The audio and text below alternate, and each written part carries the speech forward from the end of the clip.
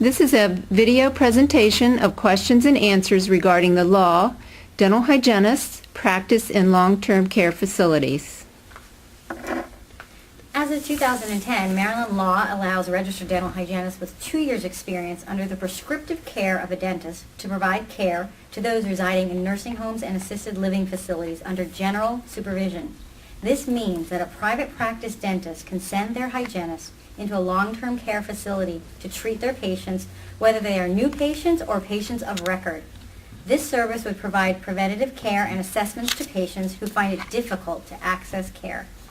Our goal today is to answer questions originally posed by a group of dental hygienists in order to highlight the important points of this new legislation. The answers will be provided by our panel of Maryland Dental Hygienists Association leaders. I am Marian Mansky, the president of the Maryland Dental Hygienists Association. I'm Mary Ellen Caldwell with the Long-Term Care Initiative Committee co-chairman. Kathleen Mancino, I'm past president of MDHA. I'm Deborah Carty, the immediate past president of MDHA and legislative chair. What are the qualifications of a dental hygienist who would be authorized to provide these services to a resident in a long-term care facility? That dental hygienist has to hold an active license to practice in the state, maintain current CPR at level C proficiency, have at least 2 years of active clinical practice in direct patient care, and obtain a written agreement with the supervising dentist that clearly sets forth the terms and conditions under which the hygienist may practice, including a statement that the dental hygienist may work without the dentist on the premises. Who is the supervising dentist? A dentist who holds an active general license to practice dentistry in the state, holds a current CPR certificate, provider level C proficiency, have at least 2 years of active clinical practice in direct patient care, and have a written agreement with the dental hygienist that clearly states that the dental hygienist can provide dental hygiene services without the supervising dentist on the premises. What procedures are permitted? Dental hygiene tasks and procedures are limited to a needs assessment, toothbrush prophylaxis, application of fluoride, dental hygiene instruction, and other duties as may be delegated verbally or in writing by the supervising dentist. The hygienist would communicate to the supervising dentist the apparent need for further evaluation in order to diagnose the presence of dental disease. Does the long-term care resident have to be a patient of record of the supervising dentist? No, the dentist could be the patient's private dentist or could be the licensed care facility's resident dentist or on-call dentist. Regardless, the hygienist would have to have a written agreement with the supervising dentist before proceeding with any assessment or services. What about recall appointments after the initial first visit by the dental hygienist? The hygienist must submit findings from the initial assessment to the supervising dentist, who will determine future treatment.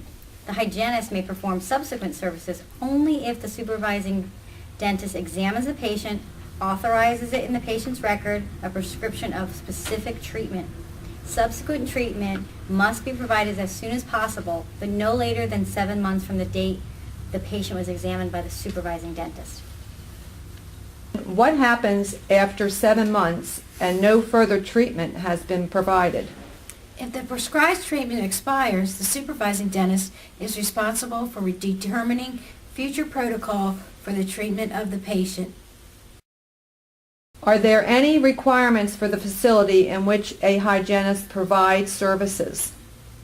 The hygienist must ensure that the facility has a written medical emergency plan in place, adequate equipment available for the appropriate delivery of dental hygiene services, and adequate safeguards to protect the patient's health and safety.